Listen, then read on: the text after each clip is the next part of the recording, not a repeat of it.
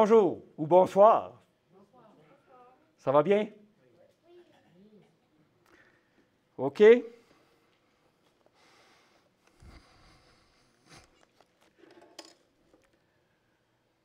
La nature humaine de Jésus, Fils de Dieu. C'est quelque chose qui est fantastique de découvrir ce soir, qu'on va voir. Mais pour parler de la nature humaine de Jésus, il faut comprendre qui était Jésus dans le ciel avant. Qu'est-ce qu'il a fait? Puis, on voit ça dans Jean. C'est comme une petite revision de 3 versets que qu'est-ce qu'on a parlé hier. Dans Jean 1, verset 1 à 3, il nous dit « Au commencement, la parole existait déjà. La parole était avec Dieu. Et la parole était Dieu. Elle était au commencement avec Dieu.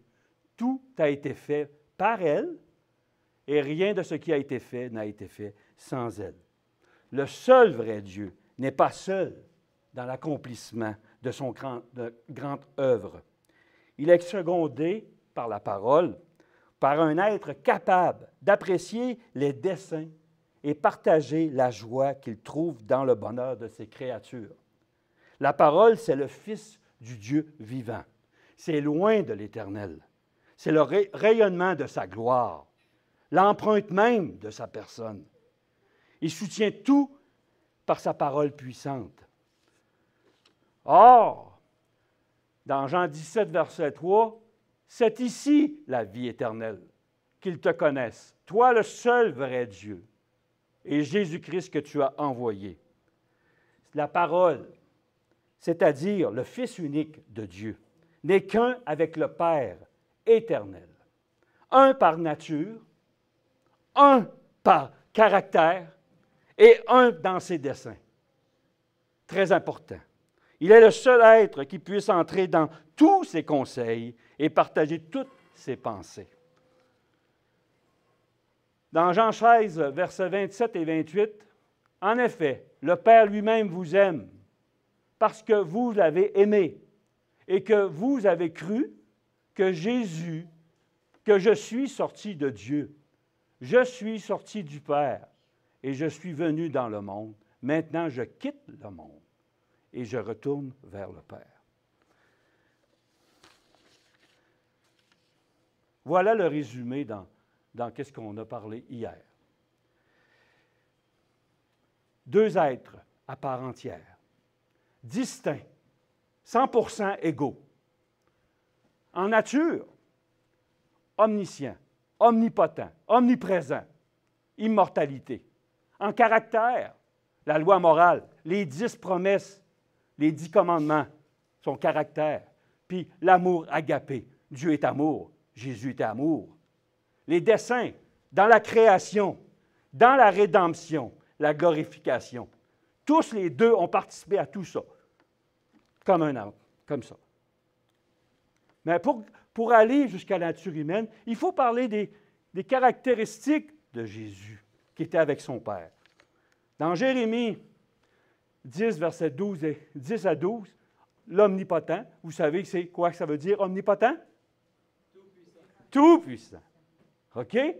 Mais l'Éternel est le Dieu de vérité. C'est le Dieu vivant et le roi de l'Éternel. Devant sa colère, la terre tremble et les nations ne peuvent soutenir son courroux. Vous leur direz ainsi, les dieux qui n'ont point fait les cieux et la terre périront de dessus la terre. Des dessous de la terre, des cieux. C'est lui qui a fait la terre par sa puissance, qui a fondé le monde par sa sagesse, puis qui a étendu les cieux par son intelligence. Ça, c'est le Père et le Fils. Ensuite, comment c'est qu'il ne change pas? OK. Dans Psaume 96, versets 4 et 5, « Omnipotent, car l'Éternel est grand et digne de grandes louanges. Il est redoutable par-dessus tous les dieux. » Il est redoutable parmi tous les dieux. Hey, par-dessus tous les dieux. Car tous les dieux des peuples sont des idoles. Mais l'Éternel a fait les cieux. Amen? Ensuite, dans l'omniprésent. Omniprésent, vous savez ce que ça veut dire? Il est partout, il est dans tout. Okay, il dirige tout. Psaume 139, versets 7 et 8. « Où irai-je loin de ton esprit? Où fuirai-je loin de ta face? Si je monte aux cieux, tu y es. Si je me couche dans les sépulcres des sépulcres, t'y voilà. Il est partout. » Jérémie 23, verset 24. « Ne suis-je pas un Dieu que de près, dit l'Éternel, et ne suis-je pas aussi un Dieu de loin? Quelqu'un se cachera-t-il dans les cachettes où je ne le vois point, dit l'Éternel? Ne remplirai-je pas, moi, les cieux de la terre, dit l'Éternel? » Il est partout. On ne peut pas se cacher. Il sait tout. Il est omniscient. Vous savez que c'est quoi, omniscient? Il sait tout. Il sait tout. Dans Jérémie 46, verset 10, « J'annonce dès le commencement ce qui doit arriver, et longtemps d'avance ce qui n'est pas fait encore. Je dis, mon dessein tiendra, et j'exécuterai toute ma volonté. » Omniscient. Verset suivant, Ésaïe 42, verset 9. « Voici, les premières choses sont arrivées, et j'en annonce de nouvelles.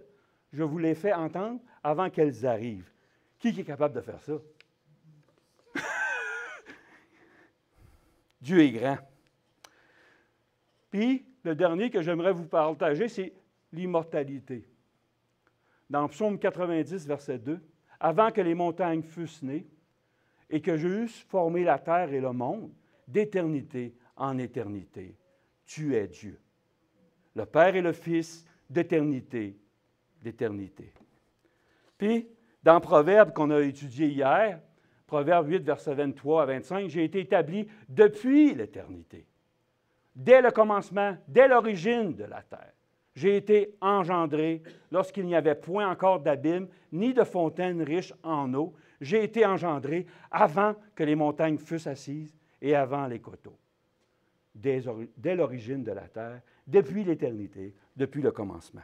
Le Seigneur Jésus, le divin Fils de Dieu, a existé, c'est ça qui est important, a existé de toute éternité, en tant que personne distincte, et cependant un avec le Père. Sa gloire surpassait toute autre gloire dans le ciel. Il commandait aux intelligences célestes, aux anges, et ils étaient en droit de recevoir, un hommage de la relation des parts des anges, de dire que c'est lui notre Dieu, le chef des anges. Ceci ne constitue pas une usurpation de son Père. Il n'a pas dépassé son Père, égal avec son Père. Puis là, on s'en va dans la nature de Christ. Là, Jésus, il a descendu. À partir de là, il a descendu. Puis le seul verset qu'on voit qui est descendu autant en bas, c'est dans Philippiens 2, versets 6 à 8. C'est Paul qui a eu cette lumière, cette révélation-là. Philippiens 2, versets 6 à 8. « Lequel, étant en forme de Dieu, n'a point regardé comme une proie à saisir d'être égal avec Dieu. Mais il s'est dépouillé lui-même, ayant pris la forme de serviteur, devenant semblable aux hommes, il est revêtu de la figure d'homme, il s'est abaissé lui-même en se rendant obéissant jusqu'à la mort, même jusqu'à la mort de la croix. » J'ai cherché dans la Bible plusieurs Bibles. J'en ai choisi 5 pour vous montrer comment il dit. Il dit, ne chercha pas à profiter de l'égalité avec son Père, de son Dieu. N'a pas regardé comme un objet à ravir d'être égal avec Dieu. N'a point regardé comme une usurpation d'être égal avec Dieu. Il n'a pas regardé en égalité avec Dieu comme un butin à préserver. Il n'a pas fait ça, Jésus. Mais il s'est dépouillé de lui-même. Se dépouiller. Quand on dit comme une proie à saisir d'égal avec Dieu, il ne s'est pas arraché, il n'a pas voulu arracher le trône de Dieu, il a resté égal. Le Christ, le Fils de Dieu, est égal à Dieu. Son humanité, cachant sa divinité, est venu sur cette terre souffrir et mourir pour les pécheurs. Le Fils unique de Dieu s'est humilié. Il a poussé l'obéissance jusqu'à la mort de la croix, frappé en son corps de la malédiction du péché. Il a mis le bonheur et l'immortalité à la portée de tous. Alléluia. Il a mis le bonheur et l'immortalité à la portée de tous. Il s'est dépouillé pour qu'on puisse avoir ça. De son omnipotence. Dans Jean 5, 19, 30, Jésus, prenant la parole, leur dit, « En vérité, je vous le dis, que le Fils ne peut rien faire de lui-même, à moins qu'il ne le voie faire au Père. Car tout ce que le Père fait, le Fils aussi le fait pareillement. » Puis dans le verset suivant, 30, « Je ne puis rien faire de moi-même. Je juge selon que j'entends, et mon jugement est juste, car je ne cherche point ma volonté, mais la volonté du Père qui m'a envoyé. » Il s'est dépouillé de l'omnipotence. Jésus-Christ, le Fils de Dieu, en tant que Fils de l'homme, dépendait totalement de son Père. Il s'est dépouillé, encore une fois, de l'omnipotence, et Jésus leur dit, « Lorsque vous aurez élevé le Fils de l'homme, alors vous connaîtrez qui je suis, et que je ne fais rien de moi-même, mais que je dis les choses que mon Père me les a enseignées. » Il recevait tout de son Père, les connaissances. Jésus-Christ, le Fils de Dieu, dépendait, c'est ça qui est important, dépendait totalement de Dieu, de son Père. Il s'est dépouillé de son omniprésence. Jean 16, verset 7. « Toutefois, je vous le dis en vérité, il vous est avantageux que je m'en aille, car si je ne m'en vais pas, le Consolateur ne viendra point à vous, et si je m'en vais, je vous l'enverrai. » Jésus, il s'est dépouillé lui-même de son omniprésence. Jésus, sur la terre, ne pouvait pas être partout en même temps. Il était juste où il était, à Jérusalem, dans la Judée. Jésus, le Fils de Dieu, s'est dépouillé de son omniprésence. Il s'est dépouillé de son omniscience. Luc 2, verset 52, Marc 13, 32. Et Jésus croissait en sagesse, en stature et en grâce, devant Dieu et devant les hommes.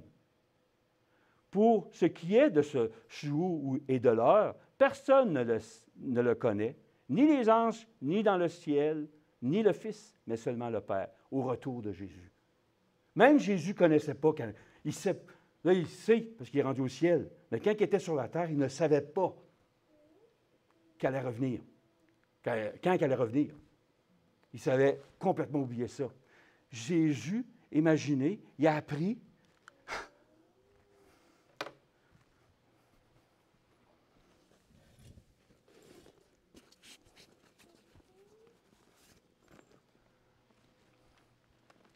sa Bible, les rouleaux qu'il y avait dans son temps.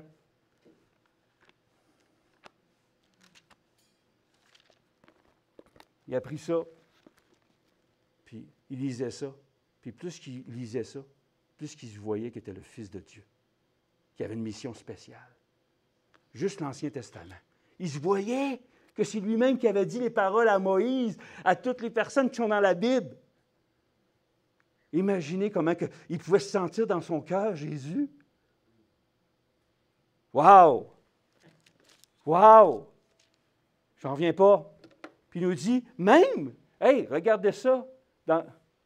Ici. Ah, je ne l'ai pas mis. Je l'ai enlevé. Ben oui. Tu grave, Alain? Ah, ben je l'ai enlevé. OK, je veux le lire. Je vais vous le lire ici. Je l'ai mis là. Il découvrait à chaque jour qu'il était le Fils unique de Dieu. Il leur dit, puis là, il avait 12 ans. Il s'en va à Jérusalem, au temple, puis il dit, « Pourquoi me cherchez-vous? Ne savez-vous pas qu'il faut que je m'occupe des affaires de mon Père. Wow! 12 ans! Il découvrait ça dans la Bible. Puis il ne connaissait pas toute la mission qui s'en venait pour lui, là. Il découvrait ça. Wow! Il s'est dépouillé de son immortalité. Mortalité. Dans Ésaïe 53, verset 12, Matthieu 25, 50. Immortalité. C'est pourquoi je lui donnerai son partage parmi les grands. Il partagera le butin avec les puissants, parce qu'il a livré sa vie à la mort, qu'il a été mis au nombre des méchants. Il a porté les péchés de plusieurs. Il a intercédé pour les pécheurs, parce qu'il a livré sa vie à la mort. Un homme immortel, un Dieu immortel qui meurt. Il fallait qu'il se dépouille de cette caractéristique qu'il avait, parce qu'il était vie éternelle. Puis, dans Matthieu 27, 50, et Jésus, ayant de nouveau crié d'une voix forte, rendit l'esprit. Mais Jésus, ayant poussé un grand cri, expira. Ça, on voit ça dans Marc 15, verset 37. Puis Jésus s'écria d'une voix forte, « Père, je remets mon esprit entre tes mains. » Et en disant ces paroles, il expira. Luc 23, verset 46. Jésus-Christ, le Fils unique de Dieu, était divin. De part qu'il était non parce qu'il avait des forces, non parce qu'il avait des forces, il était divin, il était le Fils de Dieu quand même. Et la puissance qu'il avait était en lui-même, qui était le Fils de Dieu. Il était encore toujours le Fils unique de Dieu, tout le temps, même s'il s'est dépouillé de tout ça. C'est dur à croire, hein? On va le découvrir ensemble. Il faut comprendre que Jésus sortit de son Père. Pas un fils comme une création, comme Dieu a créé, Jésus a créé les anges. Non, pas par une création. Il n'est pas sorti de là par création, comme l'étaient les anges, ni le Fils par adoption, comme les pécheurs, comme nous donnons un Fils de Dieu parce qu'on a demandé pardon au Seigneur. Non. Mais le Fils unique engendré selon l'empreinte de la personne de Dieu. C'était le Fils engendré de Dieu. Jésus-Christ, le Fils de Dieu, reçut par nature tous les attributs de son Père. Étant donné que Jésus, le Fils de Dieu, était engendré du Père, c'était normal d'avoir toutes ces qualités-là. Pensez-vous? Hein? Il faut le croire, ça, que c'est normal d'avoir toutes ces qualités-là. La même affaire.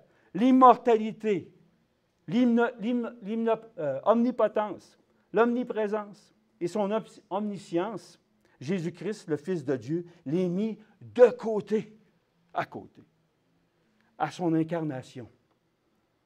Et il put le faire parce qu'il avait reçu du Père, parce qu'il était Dieu. Il pouvait le faire.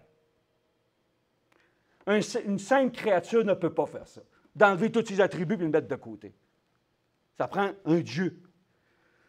A été créé de rien, n'aura pas été à la hauteur pour être un sacrifice pour le péché. Ça prenait Dieu, le Fils de Dieu, pour qu'il meure à notre place. Si Jésus-Christ, le Fils de Dieu, avait été coégal,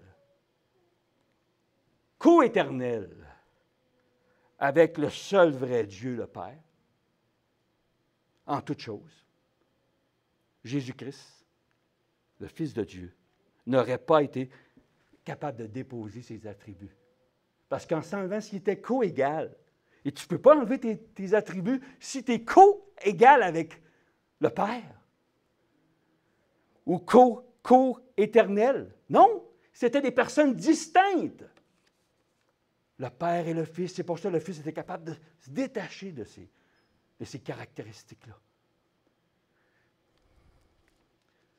C'est bien important de comprendre parce que beaucoup d'églises disent « il est co-éternel ». Impossible. Moi, je suis avec ma femme, on est en un. Si je m'enlève mes attributs, je n'enlève pas les attributs de ma femme. On est deux personnes distinctes. Dieu était pareil. Puis ça, c'est important de comprendre ça. Pour prouver ça, que Dieu avait encore tout son pouvoir, même si le pouvoir de Fils de Dieu, on va lire deux petites histoires. Ensuite, le diable, dans Luc 4, versets 5 et 7, il nous dit, « Ensuite, le diable le mena à une haute montagne et lui fit voir en un moment tous les royaumes du monde. Et le diable lui dit, « Je te donnerai toute cette puissance et la gloire de ces royaumes, car elle m'a été donnée et je la donne à qui je veux.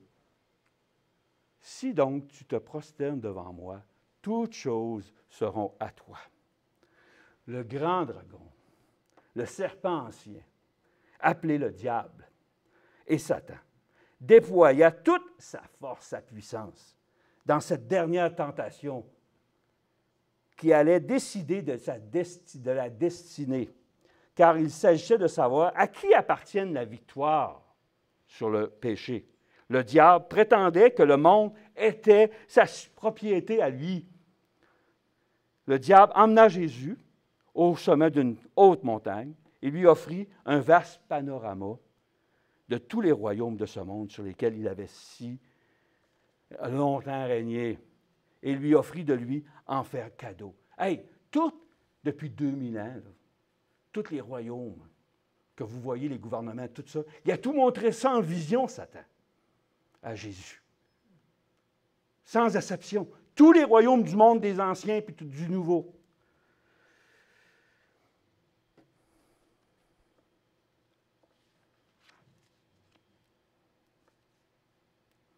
Satan va encore plus loin. Dans Matthieu, il nous parle un peu plus. Le gars ici nous dit, « Si donc tu prosternes devant moi, toutes choses seront à toi. » Il lui dit, « Je te donnerai toutes ces choses si tu te prosternes et m'adores. » Adorer Satan, d'avoir tous les privilèges. Alors Jésus lui dit, « Arrière, Satan, car il est écrit, tu adoreras le Seigneur ton Dieu et tu le serviras seul. » Le grand dragon, le serpent ancien, appelé le diable et Satan, avait demandé au Christ de lui prouver sa filialité dans les 3 tentations divines. Avait enfin la preuve désirée. Il se fit contraint de se soumettre à l'ordre divin du Christ.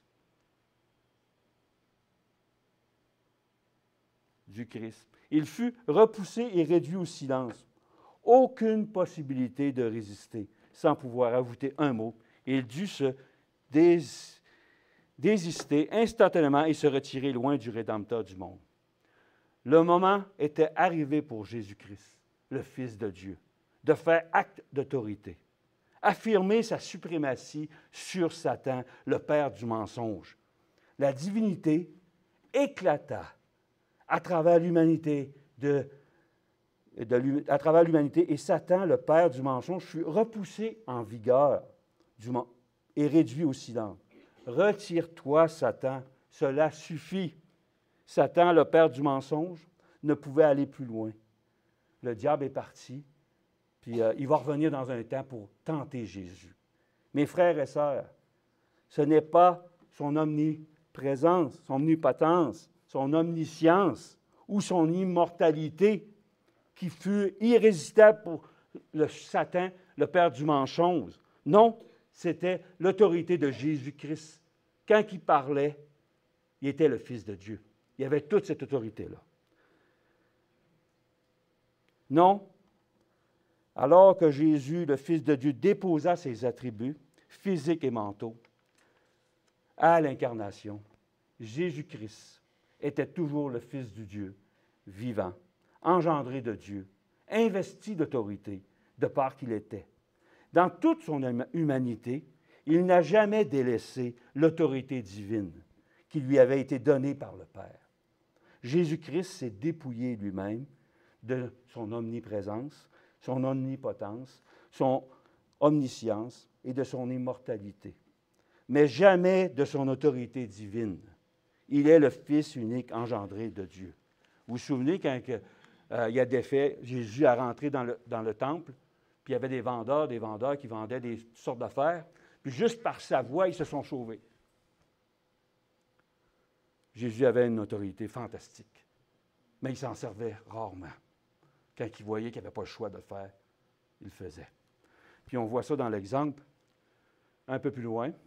Alors, le souverain, dans Marc 14, versets 60 et 61, alors, le souverain sacrificateur, se levant au milieu de l'assemblée interrogea Jésus et dit, ne réponds-tu rien? Qu'est-ce que ces gens déposent contre toi? Et Jésus garda le silence. Il ne répondit rien. Le souverain sacrificateur l'interrogea de nouveau et lui dit, es-tu le Christ, le Fils du Dieu vivant? Quand il a posé cette question-là, il y avait le palais qui allait juger. Il y avait des faux témoins qui ne s'accordaient même pas entre eux autres pour accuser Jésus. Puis là, il pose cette question-là. Es-tu le Christ, le Fils du Dieu vivant? Cette relation, cette question que le sacrificateur a posée à Jésus avec le Père était cette relation qu'avait le Père avec son Fils, le Père qui avait la relation. Jésus, il ne pouvait pas se taire. Il ne pouvait pas dire rien. Parce qu'on venait de dire que es-tu Christ, le Fils du Dieu vivant?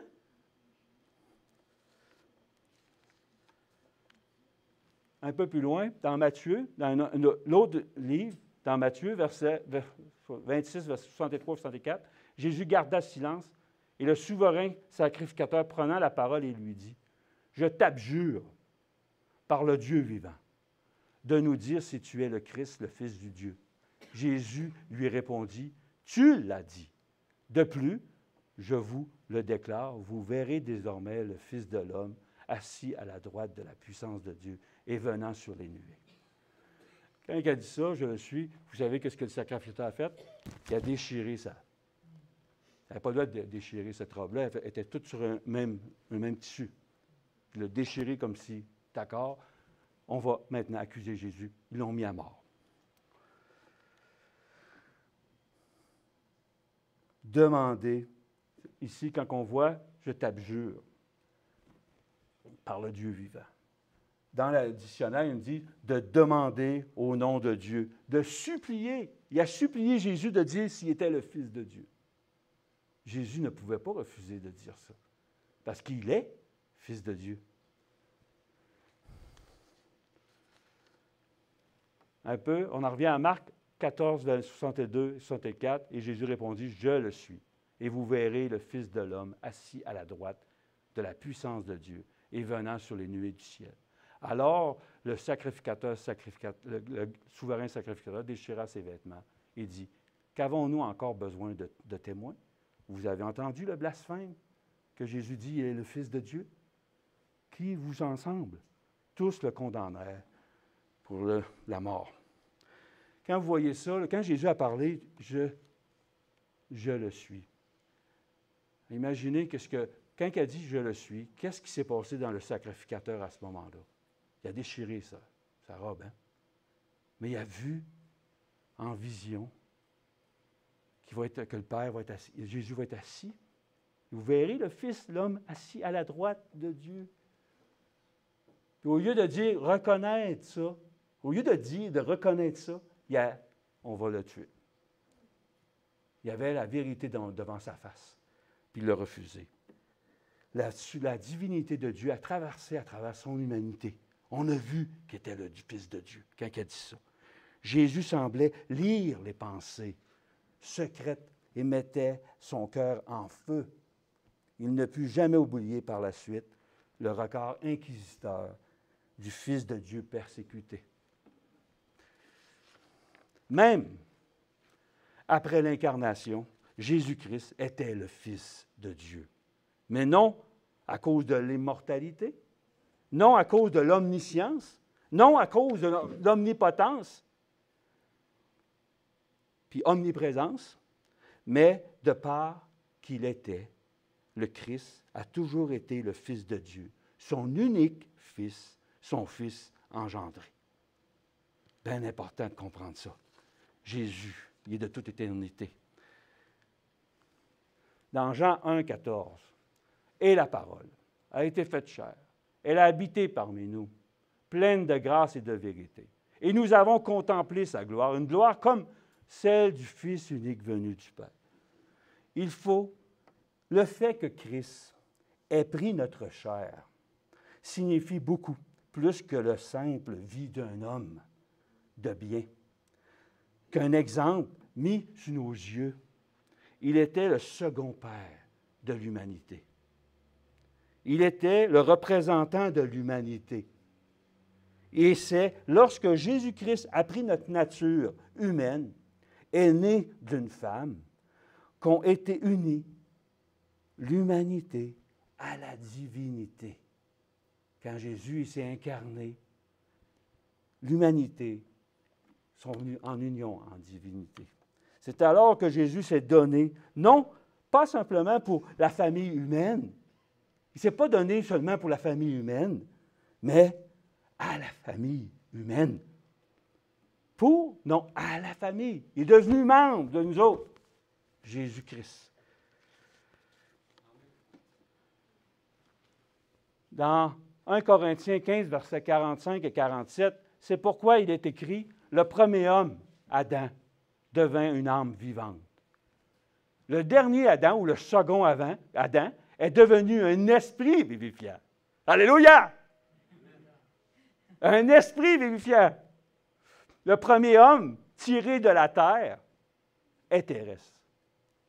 Le second homme, le second Adam, est du ciel. Jésus-Christ s'est uni à l'humanité. Wow! Hey! Non, mais il s'est uni à l'humanité. Jésus-Christ s'est identifié à l'humanité. Wow! Jésus-Christ a uni la divinité à l'humanité. Wow! Il est le second Adam, mes frères et sœurs. Le premier Adam fut créé pur, sans péché, sans le moindre trace de péché. Il était l'image de Dieu. Il pouvait tomber, et il est tombé. Par sa transgression, il est tombé. À cause du péché, de sa postérité, nous, qui sommes de la postérité d'Adam, est né avec des propensions inhérentes à la désobéissance. On est tout le temps en train de désobéir. Notre nature désobéit constamment. Mais Jésus-Christ était le Fils unique de Dieu. Il a pris la nature humaine. Il a été tenté en toutes choses, comme la nature humaine est tentée. Il aurait pu pécher. Il aurait pu tomber. Mais pas un instant il n'a eu en lui une propension vers le mal qui assaille l'homme. La propension qu'on a, on a hérité ça de Adam. Mais néanmoins, il resta fidèle, Jésus, à son Père et à sa parole. Pas un instant, sa foi ne faiblit, Jésus. Tout être humain sait comment survient la tentation du péché. On sait tous comment ça vient, la tentation du péché. Elle survient de la même manière pour Jésus-Christ. Si vous êtes tenté, Jésus a été tenté pareil. Il n'y a pas d'autre façon. Son humanité, l'absence de propension mauvaise de Jésus en lui ne l'a pas délivré de la tentation. Il a été tenté. Son humanité, bien qu'unie à la divinité, ne dresse pas un mur comme s'il était, à cause qu'il était fils de Dieu. Il n'y a pas un mur qui sépare. Il est pareil comme nous, humain, totalement humain.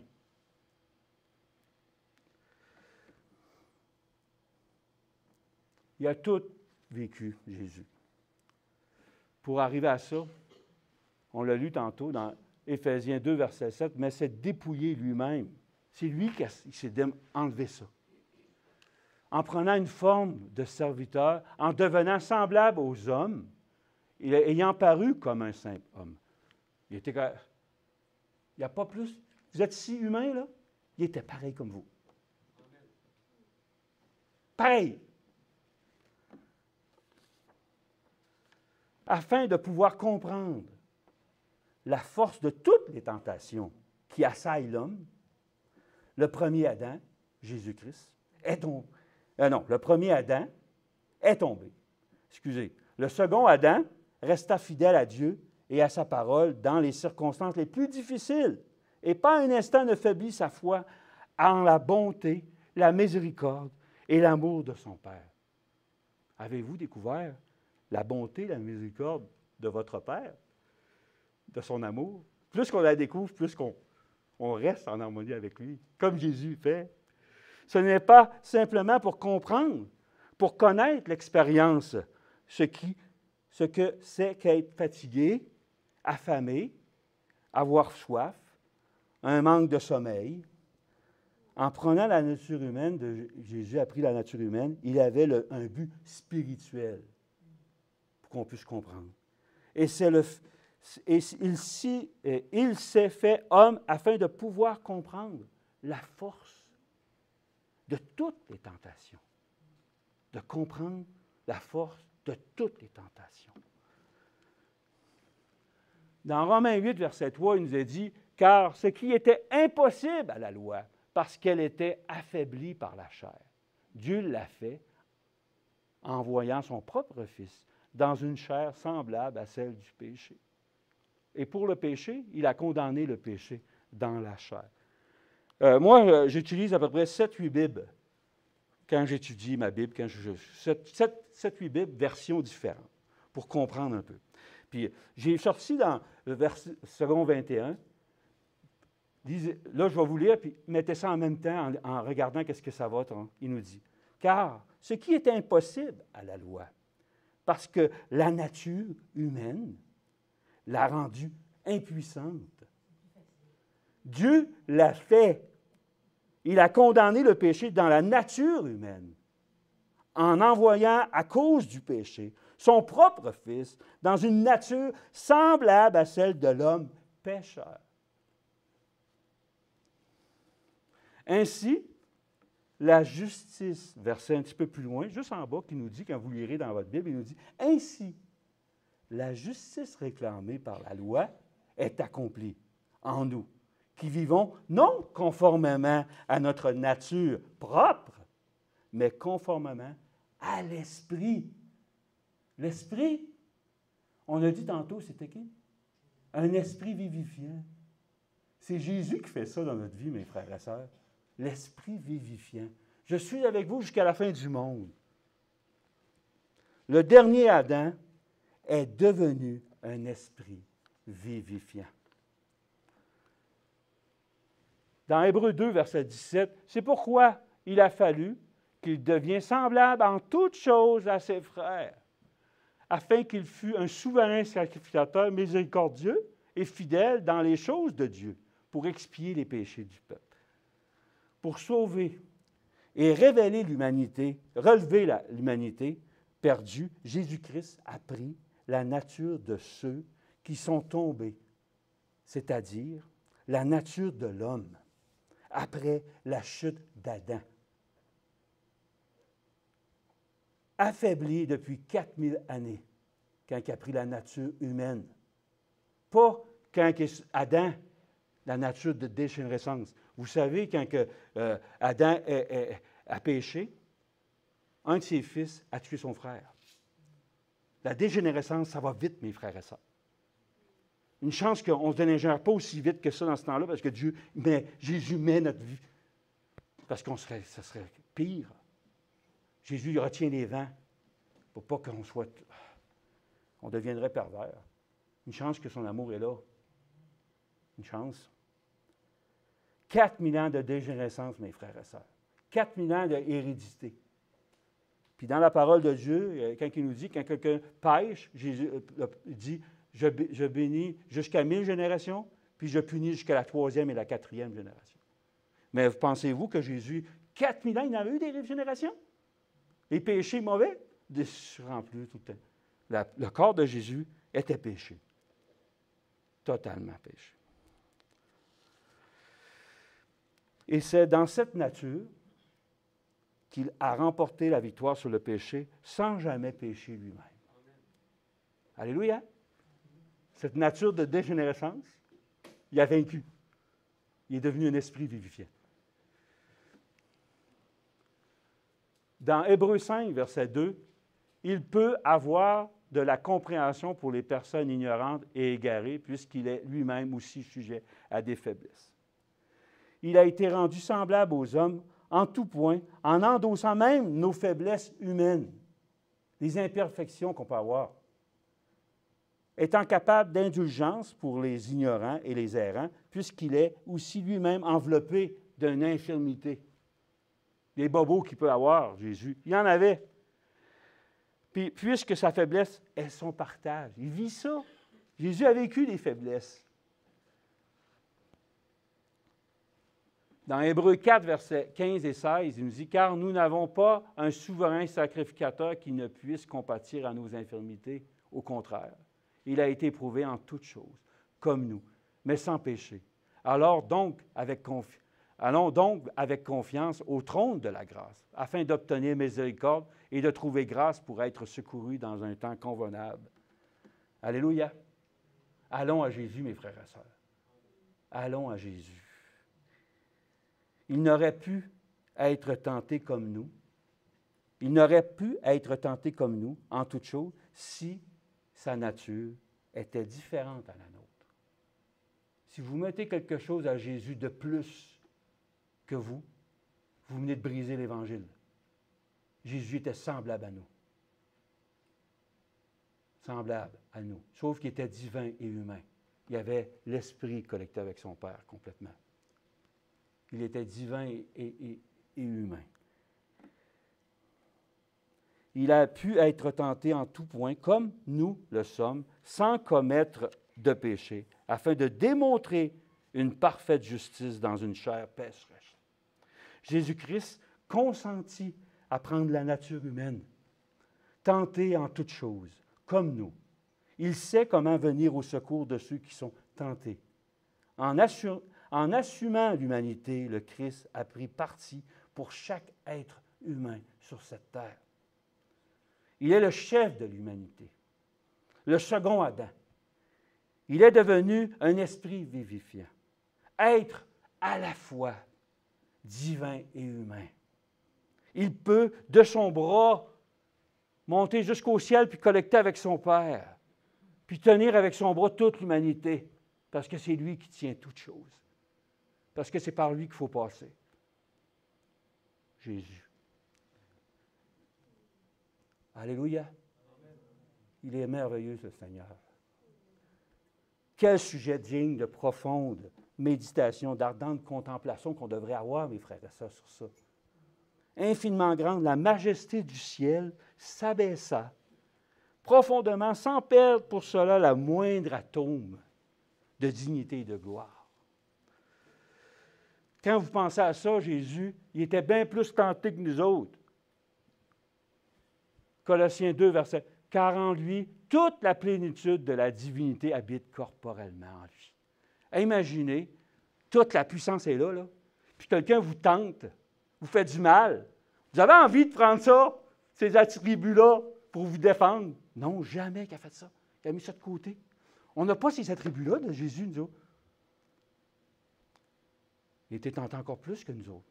Il a descendu bas, Jésus. Bien plus qu'on peut penser.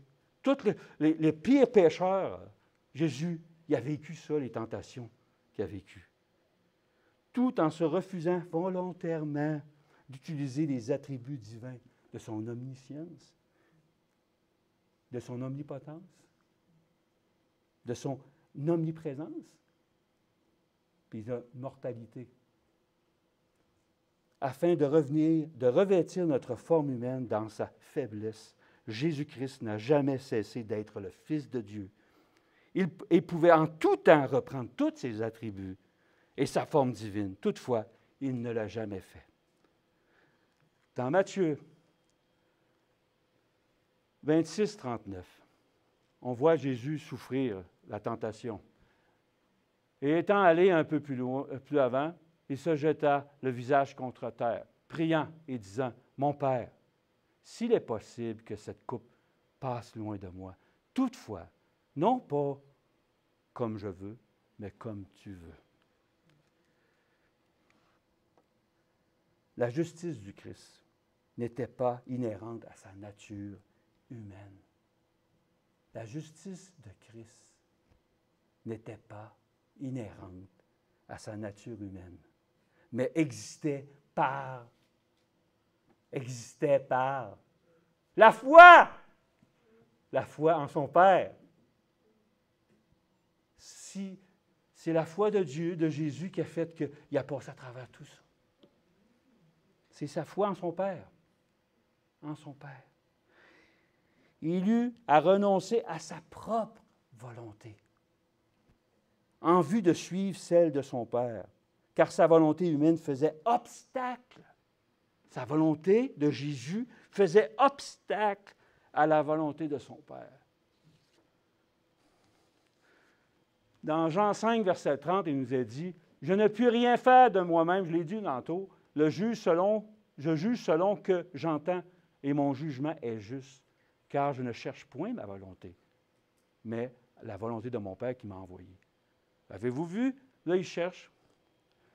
Tout au début de son ministère. Là, il dit, mais là, il est tenté dans le Gethsémane, hein? Il est tenté, bien plus dur, de dire, non pas ma volonté. Il voyait qu'est-ce qui s'en venait, là, qu'elle allait mourir sur la croix. Pas facile. Pas facile, mes amis. Il voyait tout ça, Jésus. Puis pour comprendre ça, comment il était approché pendant ce moment-là, il faut aller voir, ah oui, avant. Je vais lire ça, essayer de vous donner ça comme deux versets, même verset, mais en version différente, dans Osterval puis Second 21, parce que l'affection de la chair est inimitié contre Dieu, car elle ne se soumet pas à la loi de Dieu. Et en effet, elle ne le peut. Elle ne le peut. Puis dans version 21, il dit, en effet, la nature humaine tend à la révolte contre Dieu, parce qu'elle ne se soumet pas à la loi de Dieu et qu'elle n'en est même pas capable. Imaginez, Jésus est en train de prier, sa volonté, il ne veut pas aller à la croix. Il ne veut pas aller, c'est sa volonté à lui de ne pas aller à la croix. Puis pour comprendre ça, qui était là derrière ça, on le voit ici. Vous savez, quelqu'un que j'ai déjà posé la question, qu'est-ce que vous dites que je suis, moi, à ses apôtres, à ses disciples? Il a dit, Pierre a répondu, c'est le Fils du Dieu vivant, Fils de Dieu. Il a répondu ça. Quelque temps plus tard, même pas longtemps, dans la même journée, ça, on va voir Matthieu 16, versets 22-23, Pierre, l'ayant pris à part, se mit à le reprendre. Il dit, « Hey, il ne faut pas t'aller là, à Dieu ne plaise, Seigneur, cela ne t'arrivera pas. » Mais Jésus, se retournant, dit à Pierre, « Arrière de moi, Satan, tu mets en scandale, car tes pensées ne sont pas les pensées de Dieu, mais celles des hommes. » Dès lors, Jésus commença, juste avant, il a commencé à dire qu'il allait mourir. C'est pour ça qu'il ne va pas aller mourir. Pierre disait ça. Mais qui souffle à Pierre cette pensée? Hein? L'adversaire qui souffle ça à Pierre. Arrière de moi, Satan, tu mets un scandale, car tes pensées ne sont pas de Dieu. Luc 22, versets 42-44, en disant, « Père, si tu voulais éloigner cette coupe de moi, toutefois, que ma volonté ne se fasse point, mais la tienne. » Et un ange lui apparut du ciel pour le fortifier.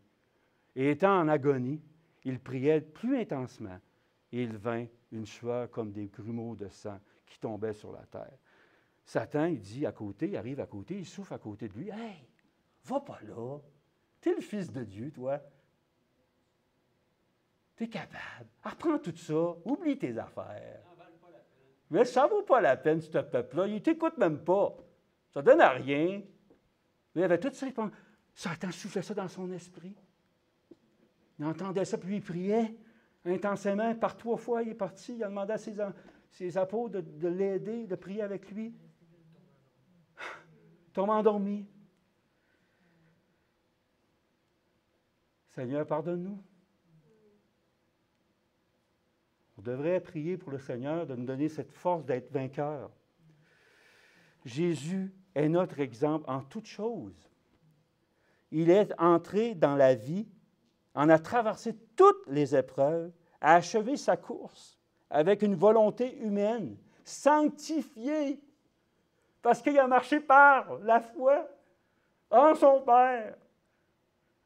Il a dit non, pas ma volonté, ta volonté. Essayons de faire ça tous les jours. Non, pas ma volonté, ta volonté. Jamais, au moindre degré, il n'a été incliné à commettre le mal ou à se rebeller contre Dieu. Mais la tentation n'implique d'aucune manière le péché. La tentation n'implique d'aucune manière le péché. La tentation n'est pas un péché. La tentation n'est pas un péché. La preuve, on l'a vu. Jésus a été tenté en toute chose, puis il n'a pas péché. Ce n'est pas péché.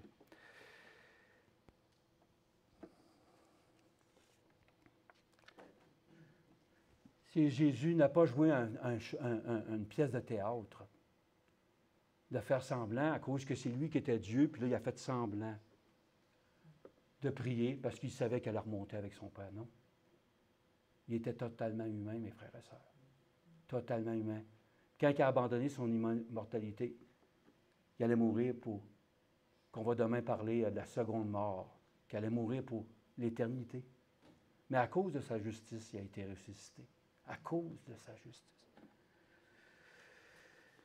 Être tenté à l'intérieur comme nous sommes tentés, ça vous arrive d'avoir des tentations dans votre tête, n'est pas un péché, mes frères et sœurs. Jésus, qu'est-ce qu'il a fait? Quand que Satan y a montré tous les royaumes, il a regardé et il s'est retourné la tête pour ne pas être tenté. Quand on est tenté, il ne faut pas commencer à jouer avec la tentation. Il faut se détourner de là. Sauvons-nous. Demandons au Seigneur qui nous aide. Dans 2 Corinthiens 5, verset 21, « Car celui qui n'a point connu le péché, il l'a traité en pécheur pour nous, afin que nous devenions justes de sa justice de Dieu en lui. » Il a fait ça, il a sacrifié son Fils pour qu'on devienne juste. Quel amour du Père! Quel amour du Fils aussi! Une volonté humaine sanctifiée, mes frères. Une volonté humaine sanctifiée. Sa vie victorieuse sur le péché est un exemple de ce que Dieu peut réaliser en chaque être humain. Il peut le faire. Puis, tantôt, je vous ai parlé de Pierre. Pierre, il a reconnu ça. Pourtant, il a fait une erreur. On en voit des erreurs dans la Bible. Mais il a reconnu ça dans un de ses écrits, dans 2 Pierre 1, 3 et 4. Comme sa divine puissance nous a donné tout ce qui regarde la vie et la piété, par la connaissance de celui qui nous a appelés, par sa gloire et par sa vertu, par lequel nous ont été données les très grandes et précieuses promesses, afin que par leurs moyens, vous soyez participants de la nature divine, en fuyant la corruption qui règne dans le monde par la convoitise. Avez-vous le miracle qu'il fait, le Seigneur? Il est parti dans le ciel divin, il est devenu humain, puis là, il nous donne la victoire, puis il veut qu'on devienne participants de la divine.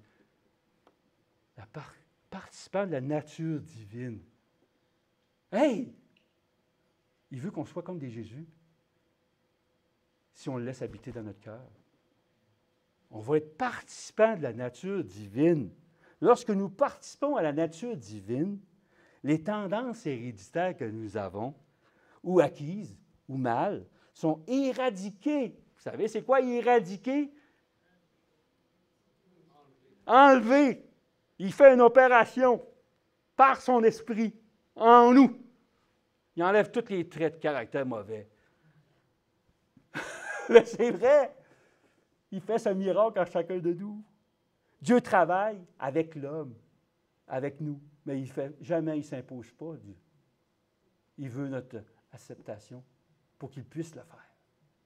Pour qu'il puisse le faire. Dieu travaille et l'homme travaille afin de pouvoir être un avec Christ. Comme Christ est un avec Dieu. À peine l'esprit humain peut-il comprendre la largeur, la profondeur, la hauteur des réalisations spirituelles auxquelles on peut parvenir en devenant participant de la nature divine. L'être humain qui chaque jour obéit à Dieu, qui devient participant de la nature divine, prend plaisir à observer chaque jour les commandements de Dieu. Et ils ne sont pas pénibles, les commandements de Dieu. Les connaissez-vous, les commandements de Dieu? Les commandements de Dieu. Il y en a 10 promesses. Dans Exode 20, lisez ces 10 promesses-là, puis Dieu va vous ouvrir plein d'autres commandements de Dieu. Dieu, il est essentiel, car il est un avec Dieu Christ. Il est essentiel qu'il entretienne avec Dieu une relation aussi vitale que la relation du Fils avec le Père. Vous voulez remporter la victoire? Il faut avoir la relation que Jésus avait avec son Père. Puis, ce n'est pas vous qui le faites. Hein? C'est par la foi, c'est Jésus qui le fait à travers vous. Il comprend que l'unité par laquelle Christ a prié puisse exister entre le Père et le Fils. Son humanité était unie à la divinité. Son humanité mêlée à la divinité. Mais ceux qu'il a rachetés, qui ont accepté son salut, comprendront avec une certitude égale que c'est notre privilège de participer à la nature divine. Lorsque nous devenons participants de cette nature divine, nos tendances héritaires ou acquises, les propensions innées du mal, du péché que nous avons de naissance seront éradiquées de nos caractères et nous devenons une force vive pour le bien, par la grâce de Dieu. Christ n'avait pas enraciné en lui le désir irrésistible de péché. Il fut tenté, mais par la foi, il repoussa toutes les tentations. Dans Romains 1, verset 16, « Car je n'ai point honte de l'évangile de Christ, car c'est la puissance de Dieu pour le salut de tous ceux qui croient, du juif d'abord, du grec ensuite, car en lui la justice de Dieu est révélée de foi en foi. Selon qu'il est écrit, le juste vivra par la foi. » Notre foi, la foi de Jésus, cette foi qui est inébranlable, qui nous rend une nature pécheresse sanctifiée. Une nature pécheresse sanctifiée par Jésus. Jésus a prié pour nous dans Jean 17, versets 20 et 21. « Or, je ne prie pas seulement pour eux, mais aussi pour ceux qui croiront en moi par leur parole, afin que tous soient un, comme toi, ô Père. Tu es en moi et moi en toi, afin qu'ils soient aussi un en nous, pour que le monde croie que c'est toi qui m'as envoyé. » Vous voulez hâter le retour de Jésus? Vous voulez hâter le retour? Jésus revient, il veut qu'on soit un avec lui. Dieu veut qu'on prépare un peuple à la fin des temps qui soit pur sans tache. Votre foi inébranlable en Jésus. Jésus a vaincu. Cette victoire qu'il a faite, c'est la vôtre maintenant. À chacun d'entre vous. Marchons en nouveauté de vie. Participons à la nature divine de Dieu. Devenons un avec Dieu, le Père et le Fils. Un. Quelle belle perspective. Quelle. Hey, êtes-vous émerveillé de voir ça, que vous êtes un avec le Père et le Fils? Hey, le Seigneur est grand. Il y a des choses, la race la plus pire de toute l'humanité va devenir comme lui. De l'univers. La race la pire de tout l'univers vont un jour siéger dans le ciel, sur le trône de Dieu, avec Jésus. Wow! Quel honneur que nous avons! C'est pour ça que quand on comprend la nature de Christ, il y avait tous les attributs, il ne s'en est même pas servi pour nous sauver complètement. Ça devrait nous rendre encore plus forts pour Jésus. Parce qu'on voit qu'il était humain totalement. Mettez rien de plus à Jésus que vous. Ça fait tout un changement, ça. Mettez rien de plus à Jésus que vous. Qu'est-ce que Jésus a fait? Vous êtes capable de le faire. Puis même Jésus a dit qu'il allait en faire les plus grandes choses. S'il vient en nous, c'est toujours si lui, il fait. L'esprit vivifiant, c'est Jésus. L'esprit vivifiant, c'est lui qui transforme. Que Dieu vous bénisse, mes frères et sœurs. On va se mettre à genoux pour finir cette toute.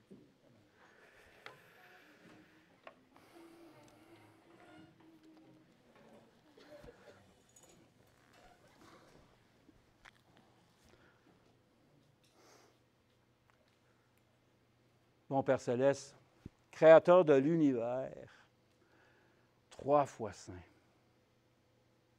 omniscient, omniprésent, omniscient, omnipotent, immortel. Il n'y en a pas comme toi. Il y a juste ton Fils qui est comme toi. Merci Seigneur. Merci à Jésus. T'as donné Père t'a donné qu'est-ce que tu avais de plus précieux dans le ciel, de ton Fils unique, engendré. Il nous aime. Toi, tu nous aimes. Lui, il nous aime aussi. Il a tout sacrifié pour nous. Il est mort pour nous sauver.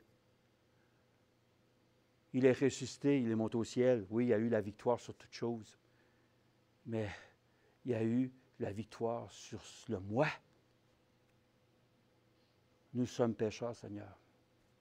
Notre moi nous envoie tout ailleurs de toi.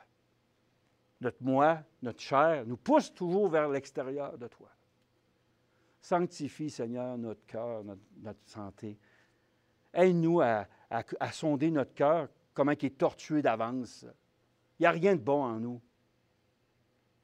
Mais tu mets la semence en chacun de nous. Cette foi, la foi inébranlable en toutes choses, qui peuvent changer des choses. Cette foi, la foi que Jésus avait en son Père. Que tu puisses nous donner la victoire sur toutes choses, sur chaque trait de caractère que nous avons, qui ne sont pas de toi. Chaque parole que nous disons qui ne sont pas, qui fait du mal à l'autre, montre-nous-les, Seigneur, pour qu'on puisse arrêter de parler en mal des gens autour de nous. Seigneur, tu veux avoir un peuple qui soit sanctifié, qui marche en nouveauté de vie.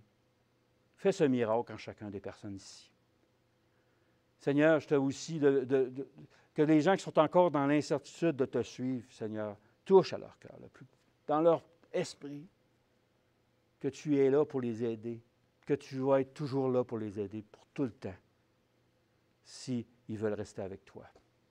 Aide-nous à avoir cette victoire en nous, chacun, de chercher ta présence en chaque instant. Merci, Seigneur. Brise notre volonté. Donne-nous le vouloir et le faire dans notre vie pour qu'on puisse agir comme tu le veux, Seigneur. De te faire confiance totalement. Merci. Et merci pour ce camp que tu nous accordes, l'opportunité de partager ensemble, de partager ta parole. Un jour, on ne pourra plus faire autant de choses comme ça. Profitons, rachetons le temps. Prenons le temps avec toi tout le temps pour qu'on puisse toujours être en présence de toi et que tu puisses nous parler à notre cœur. Merci pour tout. Merci pour les amis qui sont ici, les frères et sœurs. Aide-nous à passer une bonne nuit et qu'on puisse rester en harmonie avec toi, dans le nom de ton Fils, qui vit au siècle des siècles, qui a donné sa vie pour chacun d'entre nous. C'est grâce à lui que nous te prions, ô Père. Amen.